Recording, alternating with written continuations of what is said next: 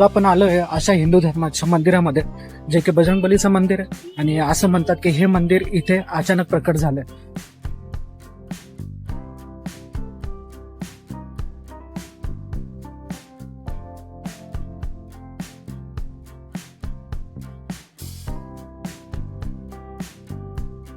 आज आपण आलोय अशा हिंदू धर्माच्या मंदिरामध्ये, जे की बजरंगबलीचं मंदिर आहे. आणि असं म्हणतात की हे मंदिर इथे अचानक प्रकट झालंय. मी तुम्हाला यातली अजून काही माहिती देतो इथे. आज आम्ही आलोय छत्रपती संभाजीनगर पासून 12 किलोमीटर दूरवर असलेलं 400 वर्षांपूर्वीचं जुनं मंदिर म्हणजेच दक्षिणमुखी हनुमान मंदिर मध्ये. हे मंदिर घनदाट जंगलाच्या पायथ्याशी वसलेलं आहे. या मंदिरात स्त्रियांना येण्यास सक्त मनाई आहे. ह्या मंदिराचं वैशिष्ट्य म्हणजे ही मूर्ती स्वयंभी मूर्ती आहे, म्हणजेच जमिनीत प्रकट झालेली ही मूर्ती आहे. ही मूर्ती दक्षिणमुखी असल्याने ती दुष्ट शक्तींचा नाश करणारी मानली जाते. हे मंदिर देवगिरी किल्ल्यापासून 5 मिनिटाच्या अंतरावर डाव्या बाजूला जंगलाच्या पायथ्याशी आहे. आता आपण चाललोय दक्षिणमुखी हनुमान मंदिराच्या प्रवेशद्वारमध्ये. हे बघा, मी तुम्हाला आतमधलं दाखवतो आता.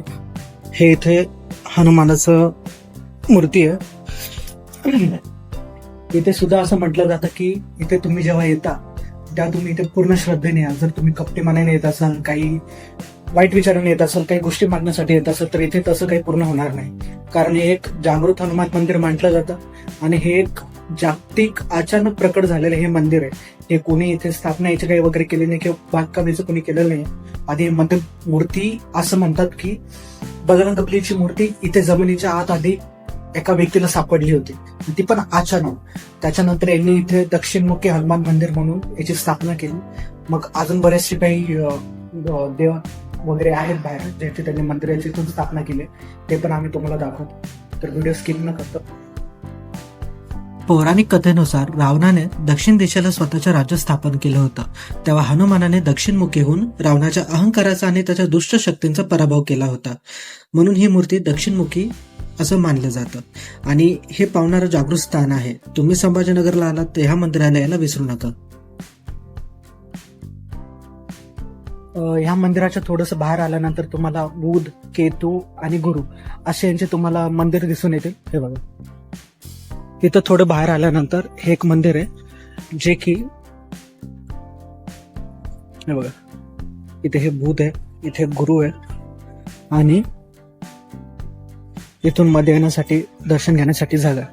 इथे केतू वगैरेचं मंदिर आहे.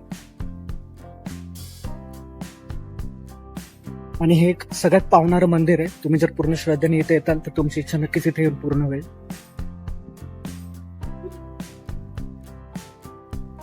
आणि आता बुध आणि गुरु यांचे तुम्हाला मी तर मंदिर वगैरे दाखवली आहे.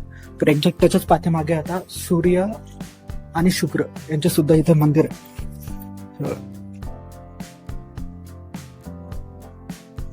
हे सूर्य आणि शुक्राचे मंदिर आहेत. म्हणजे तुम्ही जर बघितलं, हे खूप खूप आधी काळातलं एक मंदिर आहे, जे की इथे अचानक येऊन प्रकट झालेलं आहे. आणि इथे एक आधी मी जेव्हा आलो होतो तर तेव्हा इथे पाठीमागे महादेवाचं मंदिर होतं.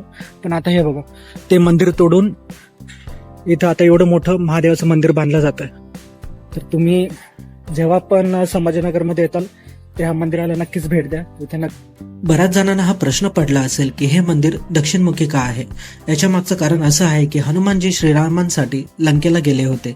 माता सीतेचा शोध घेतल्यानंतर त्यांनी लंका दहन केली. लंकेचा राजा रावण हा दक्षिण दिशेचा राजा होता आणि तो एक महान तांत्रिक सुद्धा होता. हनुमानजींची रावणाचा पराभव करण्यासाठी आणि त्याच्या अहंकाराला नमवण्यासाठी दक्षिण दिशेकडे उभं राहून त्यांनी शक्तीचा संचार केला आणि रावणाचा वध केला. म्हणून हनुमानजींची मूर्ती ही दक्षिण दिशेला असते, जेणेकरून ते नेहमी दुष्ट शक्तींवर विजय मिळवू शकते. आणि तुम्ही जर आता हे मंदिर बघितलं तर या मंदिराचं वैशिष्ट्य काय की इथे तुम्ही फोन, पर्स, बेल्ट वगैरे घेऊन आतमध्ये प्रवेश नाही करू शकत. आणि दुसरं म्हणजे या मंदिरामध्ये लेडीजला अलाउड नाही आहे येणं. म्हणजे इथे महिला येऊन बजरंगबलीचं किंवा इतर देवतांचं ते दर्शन नाही घेऊ शकत. तर लक्षात करून येताना फक्त पुरुषच ह्या मंदिरामध्ये या, कारण इथलं तसं रूल आहे आणि इथल्या देवाने त्या गोष्टी चलत नाही. आणि तुम्हाला जर आमचा व्हिडिओ आवडला असेल तर आमच्या चॅनलला लवकरात लवकर सबस्क्राईब करा, कारण अशाच अजून आम्ही नवीन व्हिडिओमध्ये येणार. तिथल्या प्राचीन गोष्टी आम्ही तुमच्यापर्यंत पोहोचवणार. त्या तिथल्या हिंदू धर्मांच्या मंदिरांचाही तसं आम्ही तुमच्यापर्यंत पोहोचू. तर लवकरात लवकर आमच्या चॅनलला सबस्क्राईब करा, शेअर करा. तुम्हाला हा व्हिडिओ आवडला असेल तर आमच्या कमेंट सेक्शनमध्ये नक्की सांगा की तुम्हाला ह्या मंदिरातला कुठला भाग आवडला. थँक्यू.